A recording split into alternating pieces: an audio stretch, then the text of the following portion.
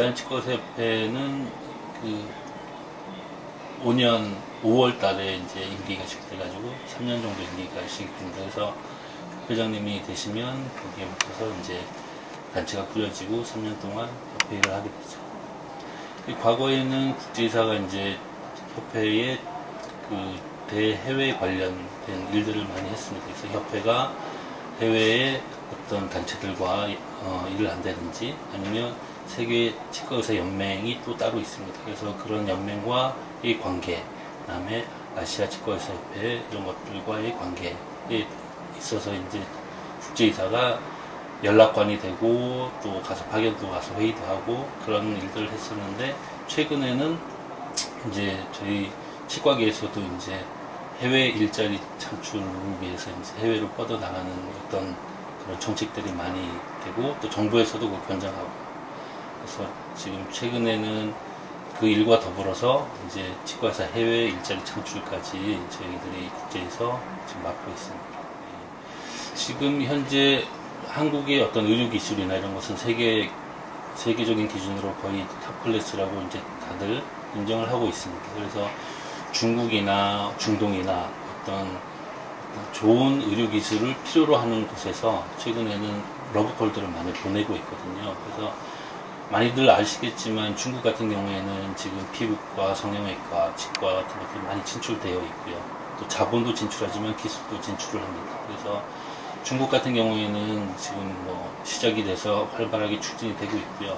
그 다음에 중동이나 또 남미 이런 약간 의료적으로 좀 후진국이지만 어떤 경제적인 여건이 있는 국가들, 그런 지금 현재 한국의 기술이 자기네들 나라에 와서 병원도 운영해주고 여러 가지 기술을 전수해달라고 지금 요청이 되고 있습니다. 그래서 그런 부분에 대해서 지금 의사협회, 메디칼 쪽에서도 병원들이 지금 가서 운영이 되고 있는 사례도 있고요.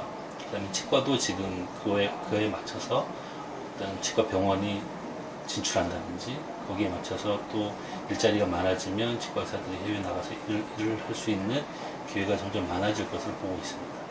지금 이제 저희가 지금 치과 쪽은 그렇게 계획이 되고 아마 곧 뉴스도 나가겠지만, 이제 메디칼 쪽은 지금 서울대학병원이 그 아랍에미레이트 지금 병원을 운영하고 있습니다. 그래서 박근혜 대통령도 가서 그런 부분에 대해서 확인을 했었고, 또 이번에 해외 순방할 때 그런 어떤 의료 기술을 자꾸 해외에 전파하고자, 그 다음에 한류와 더불어 이제 사실은 그 한국 경제가 벌어먹고 살 수 있는 게 이제 한계가 왔기 때문에 다른 쪽으로 이제 많이들 뻗쳐나가기 위해서는 제가 볼 때도 의료 쪽이 상당히 큰 부가가치의 어떤 이익을 창출할 거라고 생각이 듭니다. 사실 국제이사는 대외 담당이기 때문에 그 대외 담당이라는 거는 다른 국가의 국제이사나 이런 부분들 관계 속에 있거든요. 근데 이제 제가 이번에 처음 맡게 돼서 사실은 그런 관계를 이제 트는 1년이 됐었고요. 그 다음에 올해부터는 이제 그런 관계 속에서 저희 이제 한국 치과계가 그동안 이제 여러 가지 좀 문제가 있긴 해서 그 세계적인 시장에서 조금 이제 위축이 됐었는데, 그런 것들을 지금 좋게 풀어나가려고 지금 2기 쪽에는 좀 신경을 쓰고 있습니다. 거기에 더불어 이제 해외 일자리 진출 같은 것들도 연계해서 한국의 좋은 기술들을 지금 외부로 전수하려고 노력하고 있습니다.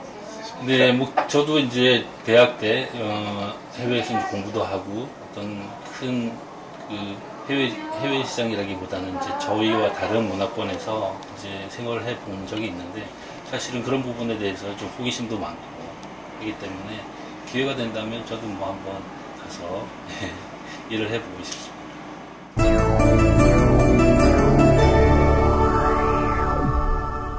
네, 이제 테니스는 사실 제 인생에 있어서는 상당히 중요한 부분을 차지합니다. 제가 테니스를 통해서 많은 사람들과 관계를 가졌고 또 어떤 좋은 인연들도 많이 맺었는데요. 사실은 테니스를 접하게 된 것은 저희 아버지도 테니스를 좋아하셨고, 사실 동생이 테니스 선수를 했습니다. 그래서 그 부분에 있어서 이제 그 테니스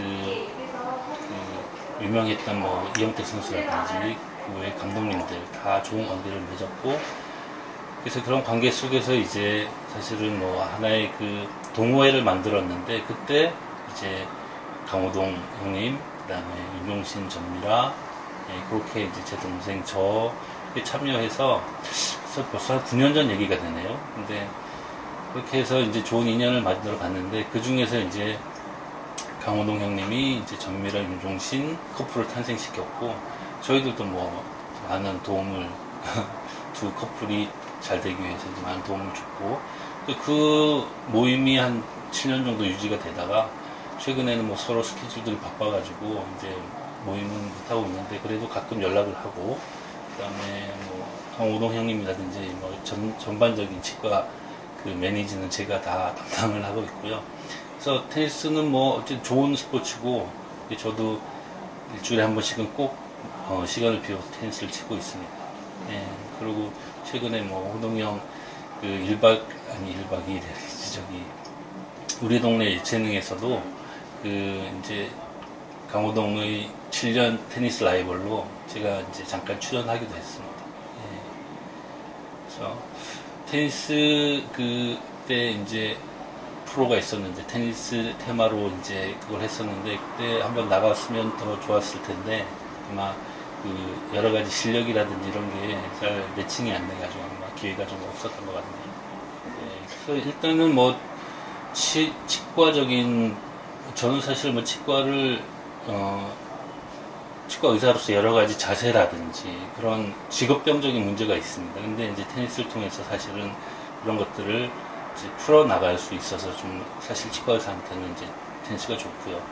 그 다음에 테니스란 운동 자체와 어떤 치아 질환 관계에 있어서도 사실은 뭐 테니스뿐만 아니라 여러 가지 스포츠, 최근에는 뭐 사회인 야구라든지 사회인 동호회라든지 많이 이제 그런 단체들이 많기 때문에, 그런 어떤 스포츠 활동을 하다가 구강 그 어떤 충격에 의해서 치아에 손상이 가는 그런 일들이 많습니다. 그래서 최근에는 아마 뭐 메이저리그나 이렇게 봤을 때 메이저리그 선수들이 마우스피스나 이런 것들 끼는 장면들이 종종 나오는데, 최근에 어떤 그런 사회 스포츠들이 부흥하면서 아까 말씀하셨던 그런 그 마우스 가드라고 그러죠. 어떤 보호 장치들을 하고 그런 어떤 스포츠를 하면서 여러 가지 구강이나 치아를 보호하는 그런 기능들을 갖고 있는 스플린트를 끼면서 운동하는 분들이 점점 늘어나고 있습니다. 앞으로도 점점 늘어날 것 같고요. 그래서 저도 추천드리지만, 저는 아직 알고 있지는 않지만, 그 어떤 마우스 가드나 이런 것들을 하고 이제 운동을 하는 게 뭐 여러모로 사고가 나기 전에 미리 예방하는 차원에서 아마 추천드리고 싶은 생각이 있습니다. 그러니까 이를 악다물고 친다고 하는 이제 그런 표현이 있는데, 그런 것도 좀 여기 순간적으로 뭐 힘이 들어갈 때 치아에 어떤 뭐 손상이 가는 그런 부분도. 그래서 그럼요. 힘을 많이 쓰시는 어떤 운동, 역도라든지 아니면 씨름이라든지 그런 뭐 격투기는 제외하고 그런 힘을 많이 쓰는 부분에서는 사실 치아를 꽉 물 때 어떤 여러 가지 근육의 어떤 순간적인 힘이라든지 이런 것들이 좀 더 많이 일어난다는 어떤 보고도 있더라고요. 그래서 어쨌든 그것도 또 자연스럽게 또 이렇게 힘을 줄 때 이를 악무는 그런 습관들이 생기기 때문에 아마 그 스플린트가 아마 그런 힘쓰는 운동을 하시는 분들에게는 좋은 보호 역할을 할 수 있을 것입니다.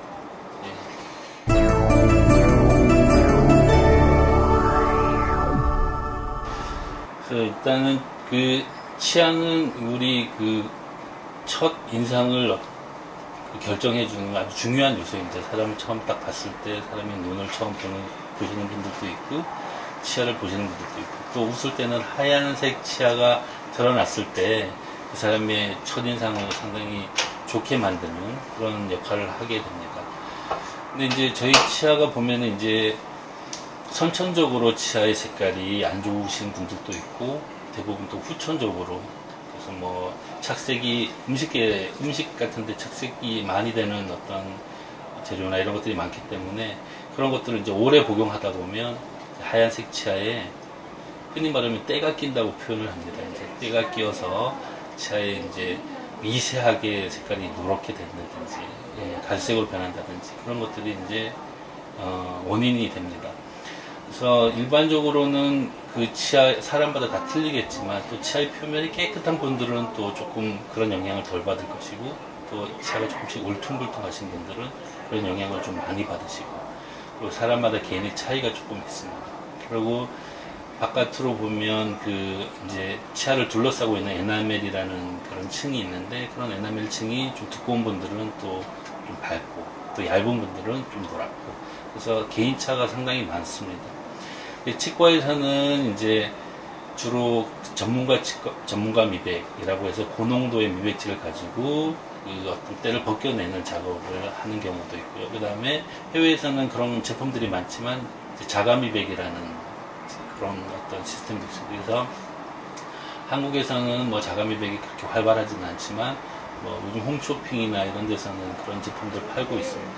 하지만 이제 치과에서는 이제 대부분 고농도의 어떤 그 표백제를 가지고 이제 치료를 하게 됩니다. 그래서 일반적으로는 여러 가지 시스템이 많고 최근에는 뭐 공업용 미백 그 제품 미백액을 써서 문제가 되고 그런 기사도 많이 보셨을 텐데 최근에는 이제 해외에서 수입되어 있는 어떤 인증된 그런 허가된 제품들을 가지고 이제 미백을 하게 됩니다. 그래서 고농도의 미백제이기 때문에 이제 여러 가지 보호 장치를 하고 치아를 노출을 시킨 상태에서 미백제를 이제 도포를 하고 그 다음에 그 미백제를 이제 액티베이션 시키기 위해서 특수 광선을 쪼입니다.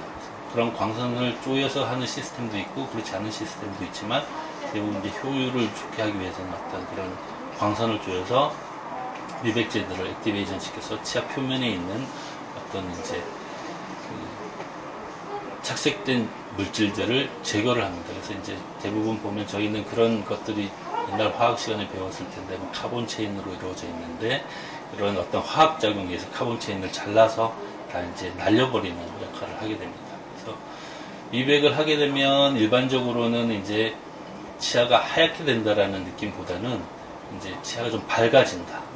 우리 나이트에 가시면 왜 이렇게 환하게 형광빛이 나듯이 치아도 어떤 형광적인 특색을 갖고 있습니다. 그래서 미백을 하시게 되면 이렇게 딱 봤을 때 깨끗한 느낌, 밝은 느낌을 되찾을 수 있고요. 그 다음에 연예인들이나 TV에 나왔을 때 이렇게 하얗게 보이는 치아들은 미백을 통한 것이 아니고 이제 보철적인 방법을 통해서 치아를 씌우거나 라미네이트나 뭐 울세라믹 크라운이나 이런 것들을 씌워서 만든 거라 어떤 분들은 그걸 또 영구 미백이라고 표현을 합니다. 그래서 세라믹으로 이제 씌우면 완전히 이제 자기 치아 표면이 아니라 세라믹 표면이기 때문에 색깔도 많이 하얗게 할 수 있고 그래서 그거를 영구 미백이다 이렇게 표현하시는 분들도 많습니다.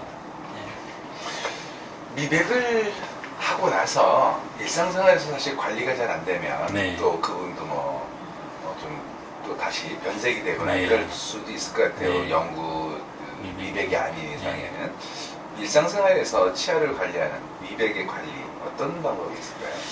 그래서 뭐 대부분 잘 아시겠지만 어쨌든 저희가 음식을 많이 먹기 때문에 그런 음식을 먹은 후에 후처치가 가장 중요하고요. 그 다음에 후처치가 아니어도 여러 가지 이제 시간이 지나면서 축적되는 것들을 간단하게 제거를 해주는 게 좋은데 최근에는 뭐 미백의 어떤 특화된 치약도 보이더라고요. 그런 치약도 보이고 그 다음에 사실은 미백을 자주 할 수는 없지만 뭐 6개월에 한 번씩 병원에서 이제 리터치라고 해서 아까 얘기했던 전문가 미백을 이제 한 번 정도 더 하는 방법.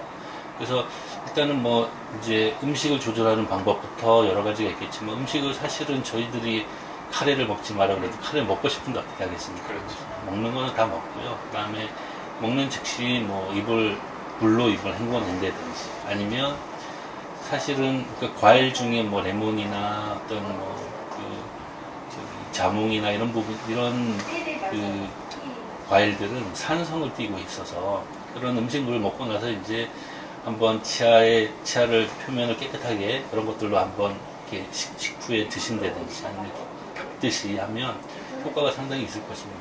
예.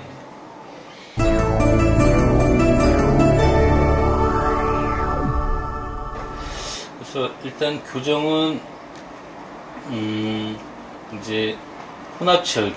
그래서 아이들 같은 경우에는 유치하고 영구치가 서로 이제 혼합해서 유치가 빠지면서 이제 영구치가 나는 혼합치열기라고 그러는데, 대부분 그것이 한 이제 6학년 정도, 우리나라 나이 한 6학년 전후, 초등학생 정도 되면 혼합치열기라고 합니다. 근데 그때는 이제 엄마들이 요즘에는 조금만 치하고 벌어진다든지 이렇게 보면 이렇게 성급하셔가지고 빨리 뭔가를 해주고 싶고 또 그러기 때문에 치과에 자주 방문하는데, 혼합치열기일 때는 저희가 이제 보는 것은 어떤 골격적인 문제를 많이 봅니다. 치아가 조금씩 삐뚤고 날 때 약간 삐뚤게 나거나 이런 것들에 대한 어떤 신경보다는 윗턱이 많이 자랐는지 아래턱이 많이 자랐는지 윗턱과 아래턱의 어떤 관계를 일단은 보고, 그것이 성장 과정에서 어떤 좀 정상 범주에 들어오는지 비정상 범주로 가는지를 판단하는 게 가장 중요합니다. 그래서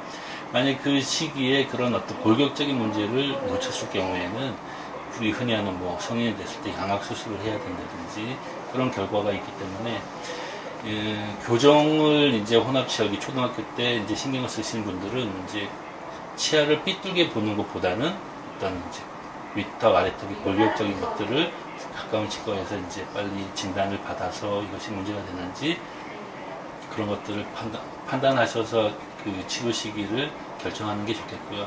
간단하게는 대부분 그 골격적인 문제라는 것은 아마 생긴 것의 문제이기 때문에 아마 유전적으로 영향을 많이 받으면서 본인이 그랬든지 아니면 엄마 아니면 아버지 아니면 가족 역에 보면 뭐 주걱턱이 많다든지 아니면 윗턱이 많이 이렇게 좀 자랐다든지 그런 경향이 있으면 그런 것들을 혼합치열기에 이제 골격적으로 문제가 되는 것들을 잡아주는 장치가 있습니다. 그런 장치들부터 교정을 시작하는 게 좋고요. 그 골격적인 문제만 잘 잡히면 혼합치열기 이후에 어떤 이제 성인 교정이 필요 없을 수도 있습니다. 그래서 그 판단을 이제 그 아이들 같은 경우에는 그 판단을 하는 것이 중요할 것 같고요. 그 다음에 이제 혼합치열기가 끝나면 영구치가 다 나고, 어차피 이제 영구치가 다 나면 중고등학교 학생들 같은 경우에는 이제 그런 삐뚤삐뚤한 치아를 펼 수 있는 공간이 생기면 이제 발치 없이 치아를, 요즘 교정을 하면 치아를 빼야 된다고 이제 말씀들 많이 들으셨잖아요. 그런 경우에는 이제 발치 없이도 이제 그 치아를 펴서 교정을 할 수 있고요. 그 다음에 너무 공간이 좁다, 치아 앞공이 작다든지 윗니 아랫니 그 폭이 좀 많이 틀린다든지 하면 이제 거기에 맞춰서 치아를 발치를 하고 그 다음에 교정기를 껴서 치아를 펼 수가 있습니다. 최근에는 이제 교정도 많이 이제 그 어떤 개념들이 많이 달라져서 최근에는 어떤 미니스크를 이용한 교정들이 많이 생겼습니다. 그래서 최근에는 발치를 해야 되고 공간이 모자란 케이스에서도 미니스크를 통해서 치아를 전체를 움직임으로써 교정을 좀 간단하게 하고, 그리고 발치 없이도 안전하게 할 수 있는 방법들이 요즘 속속 개발되고 많이들 응용하고 있습니다.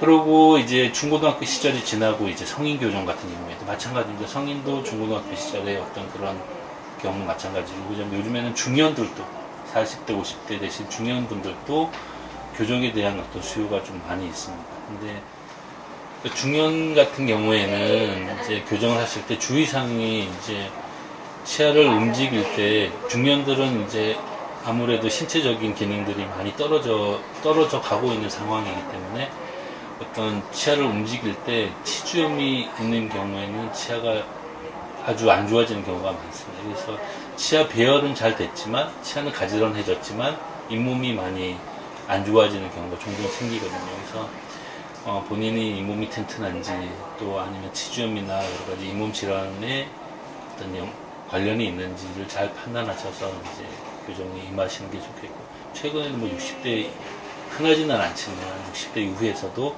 약간 삐뚤삐뚤한 치아를 좀 바로 잡고자 하는 그런 교정 치료들, 교정 그 치과를 찾아오시는 분들이 많다고 얘기를 들었습니다. 뭐 연령대별로 불가능한 건 아니지만 그 연령대별로 좀 주의사항이 있고 신경 써야 될 부분만 잘 주시면 뭐 요즘에는 뭐 전치부 앞니 같은 경우에는 부분 교정이라는 것 중에서도 이렇게 보이는 부분만 좀 교정을 해서 이쁘게 만들 수 있는 방법이 많으니까 이제 뭐 가까운 치과에서 상담을 한번 받아보시면 아마 좋을 것입니다. 네.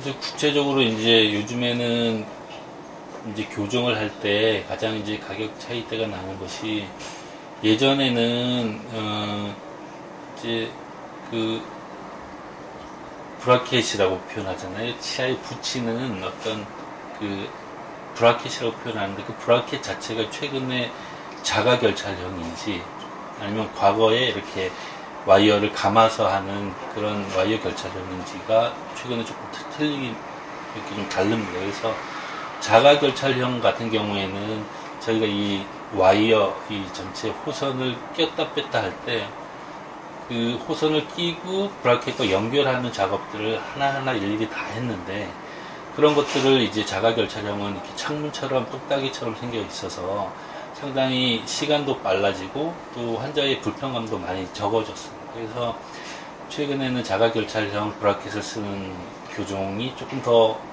고가이고 좀 비싸다고 알려져 있고요. 그 다음에 또 국산화가 좀 많이 돼 있어서 어떤 브라켓이 과거보다는 이제 많이 싸져서 교정 비용도 제가 알기로는 뭐 많이 다운이 되고 또 하시는 분들도 많기 때문에 뭐 가격은 아마 뭐 조금 다양하게 이렇게 하는 걸로 알고 있습니다.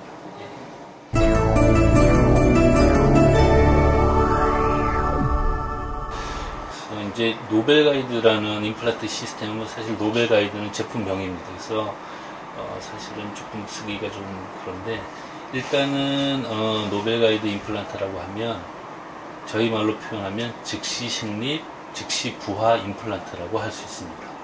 그 임플란트 하면 이제 시간이 오래 걸린다, 그리고 수술적인 두려움이 있다, 이런 것들이 이제 일반 환자분들이 많이 생각을 하실 텐데, 즉시 식립, 즉시 부하이기 때문에 임플란트를 바로 심고 그 위에 보철물까지 바로 당일날 할 수 있는 그런 시스템을 이제 노벨 가이드 시스템이라고 하고, 세계 최초로 나온 시스템이기도 합니다. 그리고 이 노벨 가이드를 만든 회사가 또 임플란트를 처음 만든 회사이기도 합니다. 스웨덴 회사. 그래서 이제 저는 처음 그걸 유학 때 이제 접했는데, 미시간 대학이 이제 월드 엑설런트 센터로 그 노벨 가이드를 만드는 회사에서 이제 지정이 되어 있어서 그 시스템이 이제 뒷받침되려면 어떤 CT의 이미지도 있어야 되고, 그 CT 상에서 우리가 최근에 뭐 캐드캠 같은 걸 많이 이용을 해서 캐드캠 상에서 CT 이미지를 가지고 저희가 임플란트를 심을 곳을 이제 뼈가 풍부하거나 어떤 뼈의 상태를 보고 이제 임플란트 식립 각도, 길이, 어떤 폭경들을 다 디자인을 해서 이제 컴퓨터 상에서 디자인을 합니다. 설계를 하고, 그거를 이제 또 위에 어떤 보철물이 들어갈 수 있는 공간들을 다 계산을 하고, 그래서 이제 그거를 이제 그 회사에 보내주면, 데이터를 보내주면 그 회사에서 임플란트를 심을 수 있는 틀을, 서지컬 가이드라는 틀을 제작을 합니다. 그래서 그 틀을 갖다가 이제 치아에다가 잇몸에다가 틀을 맞춰 놓고 고정을 시키고 거기에 맞게끔 홀이 뚫어져 있는데, 그 홀은 이제 그 각도와 깊이에 맞게끔 홀이 있고, 드릴도 마찬가지로 그 맞춤식으로 다 길이도 폭경도 맞춰서 시스템화 되어 있습니다. 그래서 그런 것들을 이제 마취하에 서지컬 가이드를 그 고정을 시키고, 또 드릴로 잇몸에 구멍을 뚫어서 임플란트를 식립하고, 그 임플란트 식립한 위에 이제 그 기둥도 올리고 보철물 끼우는 그런 작업들을 한 번에 하는데, 저희가 이제 제가 미시간 대학에서 이제 케이스를 할 때는 처음 시작부터 끝까지 한 45분 걸립니다. 임플란트를 상악 위에, 윗니에 임플란트를 6개를 심고 보철물을 하는데 45분 정도 걸리는 시술을 이제 제가 어시스트도 하고 그랬는데, 근데 이제 요거의 어떤 장점이랄까요? 그거는 이제 무치약 환자들에게 장점이 있습니다. 이제 무치약이라고 하니 이가 하나도 없는 상태, 그런 환자들에게는 상당히 큰 의미가 있습니다. 하지만 치아가 한두 개를 해야 된다, 뭐 임플란트 한 개 해야 돼, 두 개 해야 돼, 이럴 때는 사실은 큰 의미가 없죠. 예, 여러 가지 시스템을 만드는 비용도 엄청나게 많이 들고, 또 굳이 한두 개를 하는데 노벨 가이드를 이용해서 하는 것보다는, 그거는 그냥 그것 없이도 경험 많은 분들은 다 당일에 할 수도 있고, 또 구조적으로 또 문제가 있습니다. 임플란트 한두 개는 저희가 이제 기둥을 심는 거거든요. 근데 기둥 두 개는 큰 힘을 받지를 못해요. 그래서 기둥이 무치약일 때는 저희가 임플란트를 한 6개 내지 8개를 꽂고 그 위에 보철문을 만들게 되면 그 6개, 8개가 큰 힘을 앵커로서 작용을 하기 때문에 즉시 부하를 할 수 있는 거거든요. 그래서 일반적으로 저희가 즉시 승립, 즉시 부하를 하고 싶어도 그 상황에 맞게 해야 되기 때문에 모든 분에게 이제 그 적용되는 부분은 아니고, 아까 말씀드렸지만 어떤 무치아 환자들이라든지 아니면 치아가 거의 없는 분들, 예, 그런 분들에게는 아주 좋은 치료법이고 단기간 내에 아주 좋은 결과를 낼 수 있는 치료법이라고 할 수 있겠습니다. 이제 아까 말씀드렸지만 수술적인 부담이 없습니다. 저희가 그냥 임플란트를 하려면 잇몸을 절개를 하고 또 잇몸을 다 이렇게 박리를 한 이후에 그 아래에 있는 뼈의 어떤 모양들을 보고 그 뼈를 드릴링을 하고 하는데, 그러면 이제 출혈도 많이 되고 또 감염도 되고 수술 시간도 길어지고 또 수술 후에 불편감도 많아지시고, 그런데 이거는 그런 절개 없이 그냥 바로 구멍 홀 하나만 뚫기 때문에 어떤 그런 전신질환을 갖고 있고 또 고령이라든지 어떤 몸에 어떤 장애를 갖고 있는 분들에게는 시술 시간도 짧고 하기 때문에 좋은 치료법이라고 생각이 듭니다. 그래서 전신질환이 있는 분들은 아주 노벨 가이드가 좋은 치료법이 될 수가 있겠습니다.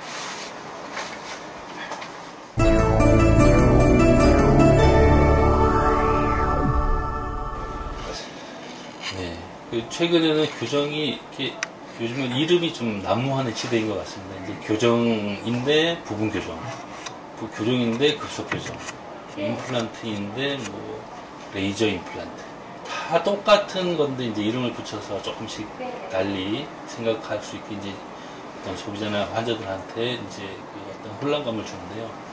일단은 교정을 하는데 가장 이제 문제점은 치아를 전체를 움직여야 되기 때문에 시간도 많이 걸리고, 나는 치아를 다 움직일 필요는 없고 앞에 이렇게 조금 삐뚤삐뚤한 것만 하고 싶다, 이런 경우에도 다 해야 되는 상황이 생기니까 그런 불만들. 그래서 최근에는 교정을 하는데 어떤 보철적인 방법을 통해서도 교정을 할 수 있고, 교정이라는 건 치아를 이쁘게 보이는 것, 그리고 내가 원하는 부분만 브라켓을 붙여서 펴는 방법들이 이제 개발이 됐습니다. 그래서 최근에는 이제 급속 교정이라고 표현을 해서 보철적인 방법, 치아가 조금 벌어져 있다든지 아니면 조금씩 마이너 크라우딩이라든지 조금씩 삐뚤삐뚤한 경우에는 치아를 깎아서 라미네이트라든지 아니면 올세라믹 크라운이라든지 그런 크라운을 통해서 치아를 가지런하게 보이게끔 이제 리모델링 하는 거죠. 치아를 흔히 말하면 바깥 외장을 리모델링 하는 겁니다. 이렇게 해서 좀 이쁘게 만드는, 그거는 빨리 되죠. 이제 보철적인 방법이니까 빨리만 하면 뭐 일주일 내라도 끝날 수가 있습니다.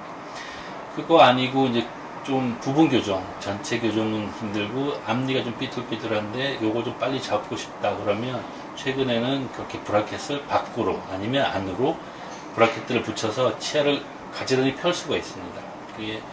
그래서 가지런히 펴고, 가지런히 폈는데도 불구하고 치아의 모양이 안 좋으면 그때 가서 다시 라미네이트를 한다든지 보철부를 한다든지. 그래서 심하게 삐뚤삐뚤한 분들 같은 경우에는 어떤 부분 교정을 통하고 또 나중에 보철적인 방법을 통해서 이를 가지런히 만드는 게 최성의 결과를 낳을 수 있고요.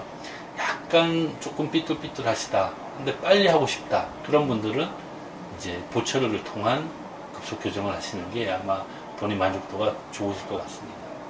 제가 말씀드렸지만 이렇게 조금씩 삐뚤은 치아들은 그 보철적인 방법을 통해서 빨리 할 수 있는데, 그게 이제 조금 심한 경우에 욕심을 내서 하다 보면 치아를 깎다 보면 신경이 노출이 됩니다. 그래서 뭐 예전에 그런 의료사고도 많이 있었는데, 조금 심하게 있는 것들을 깎다 보면 신경이 노출되는데, 그럼 신경 노출이 되면 신경치료를 해야 되는데, 그런 신경치료들을 빨리 끝내야 되니까 당일에 막 이렇게 좀 신경 쓰지 않고 막 하다 보니까 나중에 보철물은 다 끼웠는데 한 5, 6개월 후에 뿌리 끝에 염증이 생겨서 치아를 빼야 되는 상황이 생기는 경우도 많았어요. 그래서 저희는 그런 것들을 많이 했던 치과들에서도 의료사고가 많이 났었는데, 그래서 제가 말씀드리는 거는 조금씩 그 삐뚤삐뚤한 경우에는 이제 그런 보철물을 통해서 하는 것이 낫고, 좀 많이 삐뚤삐뚤한 경우에는